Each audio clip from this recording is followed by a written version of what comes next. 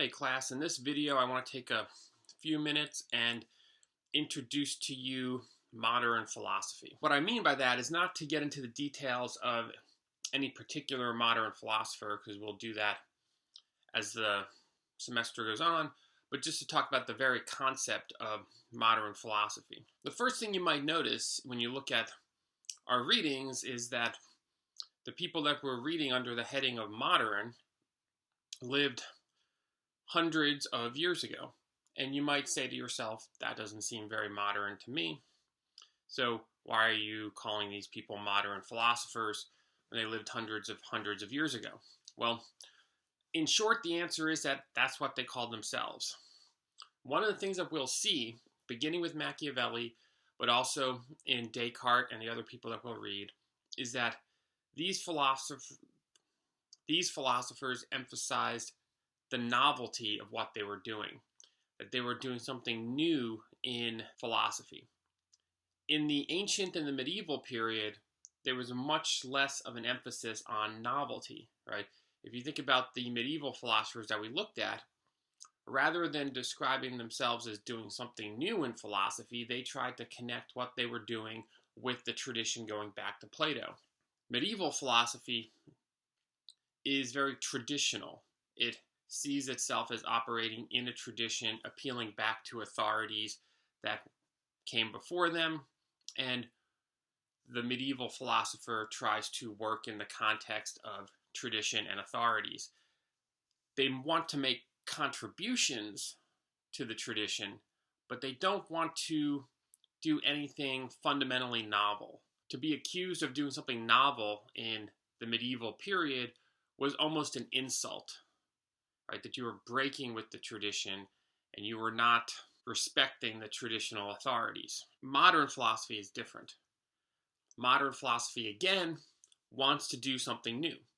Now, sometimes this newness will be mixed with oldness, as in the case of Machiavelli, who will constantly refer back to ancient history and the works of ancient historians.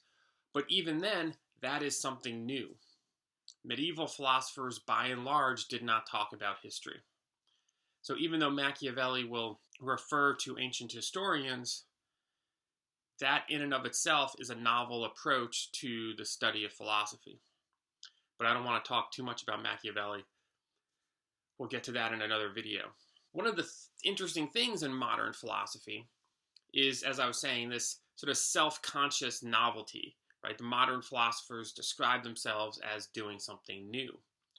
And in addition to that, they also created what you could call the periodization of philosophy. Not only did they think of themselves as doing something new, so from here on forward, we are going to do things this way, but that required them to have the view that prior to this moment in time where we start to do something new, the preceding decades and centuries of philosophy were not good, right? Because otherwise, why would we have to do something new here if everything was great in the past centuries? So part of the novelty of modern philosophy is a rejection of the philosophy that came before it as being somehow flawed. That is why we need to break with the tradition. If the tradition was awesome and giving good results, we wouldn't want to break with it. We just want to continue it. The break with tradition that characterizes modern philosophy, it's predicated on the assumption that philosophy prior to that was not giving good results and was somehow misleading. Now, one of the things we have to keep in mind when we look at this is that this is not always something that the modern philosopher can just come out and say, because the authorities of the schools and the institutions of higher learning, and in some respects even the governing authorities, have an interest in maintaining that tradition. I'm a professor, and if someone walked into my office and said, hey, the way you were taught to do philosophy and all the philosophy that you spent years of your life studying is nonsense, and I found a better way to do it, so quit your job and let me have it, I'd be like, no, get out of my office. I'm not quitting my job and letting you have my job just because you have some crazy ass new idea. So what's going to happen is the people in the universities, the people in institutions of higher learning will have an interest in defending that tradition that they were trained in. And so the new philosophers, the modern philosophers, will in many cases work outside of the university. And they'll often diss what they call the philosophers of the schools, the people that work in the universities that are still working in this tradition with traditional authority, while the new modern philosophers are out doing new things with their new ideas. Now, eventually, as our current situation shows, the new philosophers will be taught in universities and studied in universities. But it takes a number of generations before that happens, right? For a good portion of modern philosophy, the philosophers we think of as classical modern thinkers did not work in universities.